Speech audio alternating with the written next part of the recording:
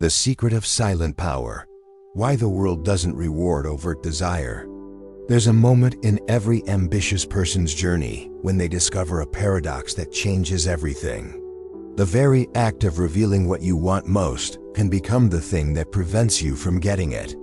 Tonight, we're going to explore why the world operates on this hidden principle and how understanding it can transform the way you move through life. Imagine you're sitting across from someone in a negotiation. Every fiber of your being wants what they're offering, but the moment that hunger shows in your eyes, in your voice, in the way you lean forward just a little too eagerly, something shifts. The dynamic changes. They've seen your cards, and suddenly you're no longer negotiating from equal ground. You're negotiating from need, and need is the weakest position you can occupy in any exchange. This isn't just about business deals or formal negotiations. This principle governs every interaction where something valuable is at stake: relationships, career opportunities, creative endeavors, even personal growth. The person who appears to need something desperately will almost always receive it on terms that favor the other party. Meanwhile, the person who seems content to walk away often finds that opportunities chase them instead. The ancient Stoics understood this deeply. Marcus Aurelius wrote in his private journal that true strength comes not from acquiring what you desire, but from being unshakable regardless of whether you get it or not. This wasn't philosophical abstraction for him. He was the most powerful man in the Roman Empire, yet he recognized that the moment his happiness depended on external outcomes, he had surrendered his real power to forces beyond his control. Consider the psychology at work here. When you broadcast your desires openly, you're essentially handing others a roadmap to your vulnerabilities. They now know exactly what to withhold to make you more compliant, what to offer to make you grateful, and what to threaten to make you afraid. Your transparency, which you might have thought was a strength, becomes the very mechanism by which others can influence and control you. This dynamic plays out in ways both subtle and profound. The employee who constantly talks about wanting a promotion finds themselves working longer hours for the same pay, always chasing that dangled carrot.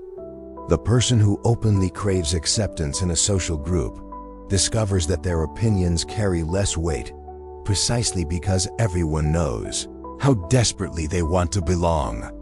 The artist who announces every project before it is complete finds their creative process shaped more by external expectations than by their own vision. But here's where it gets interesting. The solution isn't to kill your desires or pretend they don't exist. Desire is the engine of human progress, the force that drives us to create, to grow, to push beyond our current limitations. The key lies not in eliminating desire, but in containing it until it becomes powerful enough to stand on its own. Think of desire like a flame. In the open air, it flickers and can be easily extinguished by the slightest wind. But behind glass, protected from external interference, that same flame can grow into something magnificent and untouchable. Your ambitions need that same protection during their most vulnerable stages. There's a reason why the most successful people often seem to materialize their achievements out of nowhere. One day they're relatively unknown, the next they're announcing a completed project, a new venture, a major accomplishment that catches everyone by surprise. This isn't luck or sudden inspiration. It's the result of understanding that the most crucial work happens in silence, away from the opinions and interference of others. The 20th century psychologist Carl Jung spent decades studying the human psyche, and one of his most profound insights was about the danger of premature exposure. He observed that when we share our deepest intentions too early, we often discharge the very energy that was meant to fuel their realization. It is as if the act of speaking about our goals tricks our minds into feeling like we've already accomplished something, reducing the internal pressure that actually drives us to act. But this principle extends beyond psychology into pure strategy. In any competitive environment, information is power, and the side that reveals less about their true intentions maintains the advantage. Military strategists have known this for millennia. Business leaders understand it intuitively. Yet in our personal lives, we often ignore this wisdom, believing that openness will always be rewarded. The reality is more nuanced. Openness has its place, but timing is everything. There is a crucial difference between sharing your vision with someone who can genuinely help you achieve it and broadcasting your intentions to anyone who will listen. The first is strategic collaboration. The second is often just a plea for validation disguised as transparency. When you feel the urge to announce your next big move, pause and ask yourself, am I sharing this because it strengthens my position or because I need someone else's approval to feel confident about it? If it's the latter, you're likely giving away power you don't even realize you possess. There's also a fascinating social dynamic at play here. People are naturally drawn to those who seem self-contained, who don't appear to need constant reassurance or approval. There's something magnetic about individuals who move through the world with quiet confidence, who seem to know something others don't. This isn't arrogance. It is the natural result of keeping your most important motivations close to your chest until they're ready to face the world. Consider the difference between someone who constantly talks about the book they're going to write and someone who simply shows up one day with a finished manuscript. The second person commands immediate respect because they've proven their commitment through action rather than words. They've also avoided months or years of well-meaning advice that might have diluted their original vision or slowed their progress. This principle becomes even more powerful when you understand that most people are conditioned to respond to visible need with either pity or exploitation. Very few people have trained themselves to respond to genuine need with genuine help. More often, when people sense desperation, they either feel uncomfortable and withdraw, or they see an opportunity to extract something in return for their assistance. But when you appear to be moving toward your goals from a place of choice rather than compulsion, when you seem to be building something because it interests you rather than because you need external validation, people respond differently. They become curious rather than dismissive. They respect your journey rather than trying to redirect it. The ancient Chinese concept of Wu Wei, often translated as effortless action, captures this perfectly. It is the idea that the most powerful way to move through the world is like water flowing around obstacles, taking the path of least resistance while ultimately wearing away even the hardest stone. When you stop pushing against the world's resistance and instead learn to flow around it, you often find that you reach your destination faster and with far less energy expenditure. This doesn't mean becoming passive or giving up on your ambitions.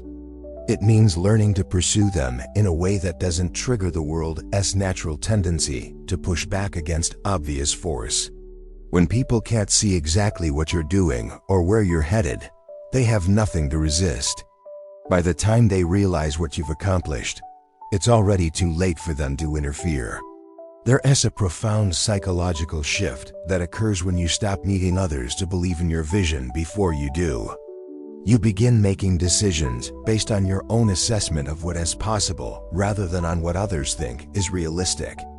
You start moving at your own pace rather than at the speed others are comfortable with. Most importantly, you begin to trust your own judgment in a way that makes you far less susceptible to external manipulation. The business world offers countless examples of this principle in action. The entrepreneurs who succeed are rarely the ones making the most noise about their plans.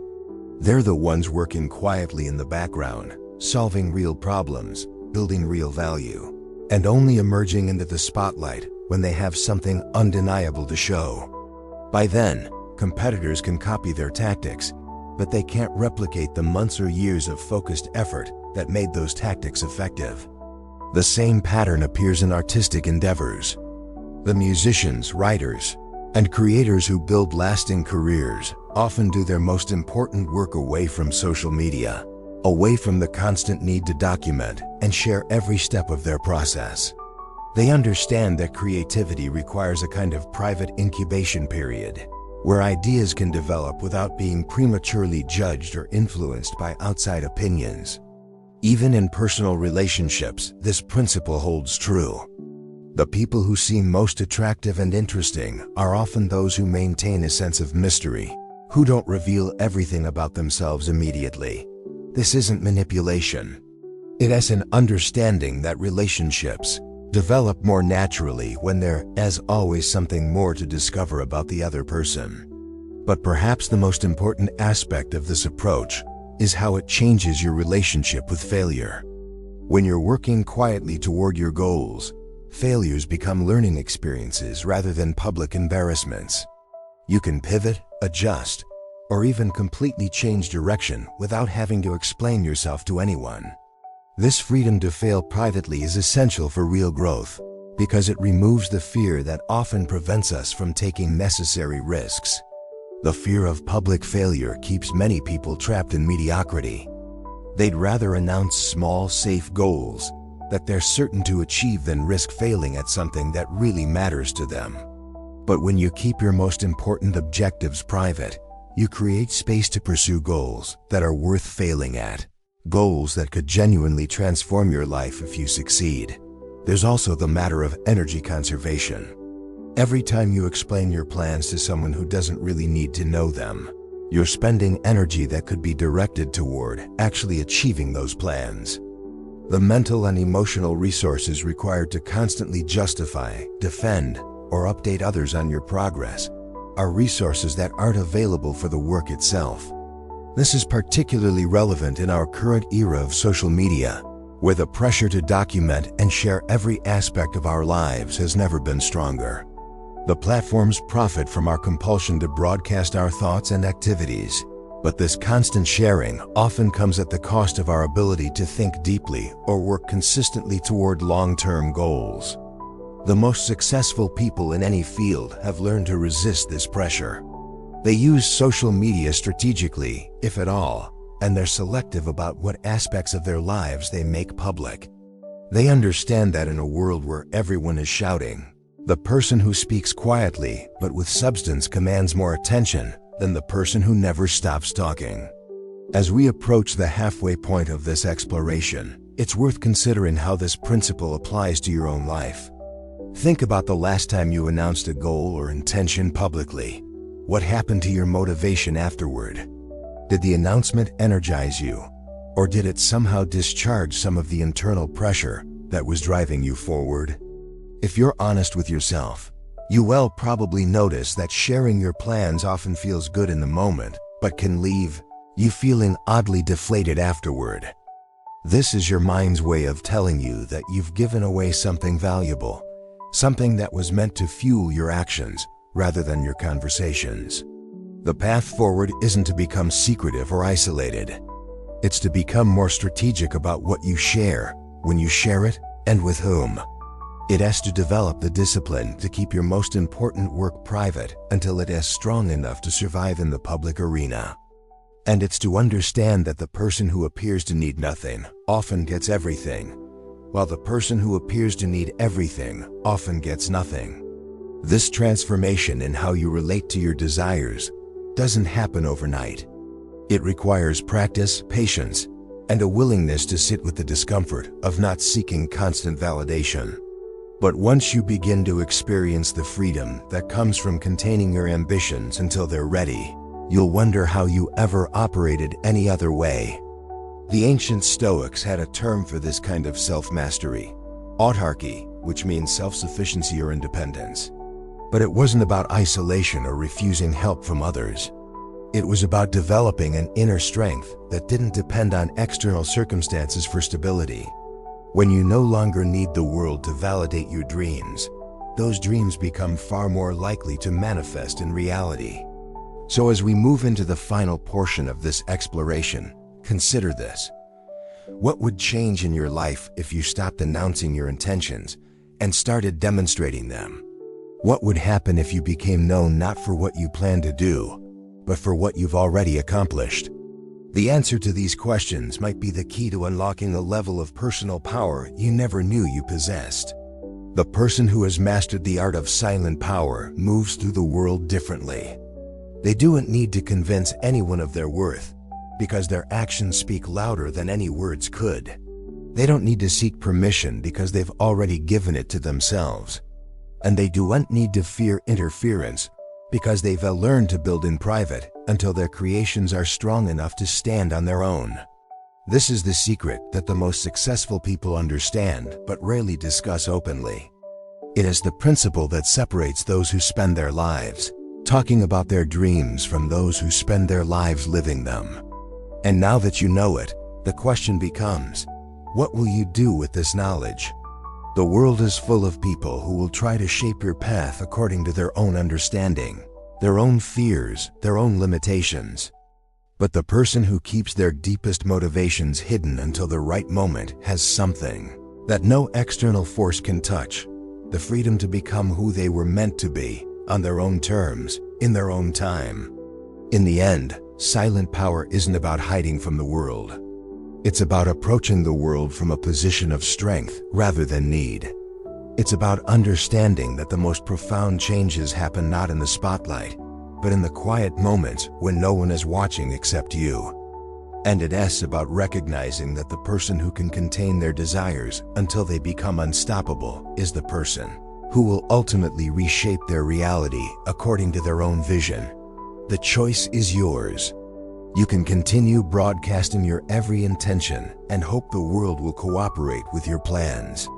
Or you can learn to move like water, flowing around obstacles, building power in silence, and emerging only when you're ready to reshape the landscape itself. The second path requires more patience, more discipline, and more faith in yourself than the first. But it also leads to a kind of freedom that most people never experience. The freedom to become exactly who you choose to be, regardless of what anyone else thinks is possible. This is the secret of silent power. This is why the world doesn't reward overt desire. And this is how you can use that knowledge to transform not just your own life, but your understanding of what it means to be truly free in a world that constantly tries to predict and control human behavior. The person who cannot be predicted cannot be controlled. The person who cannot be controlled cannot be stopped.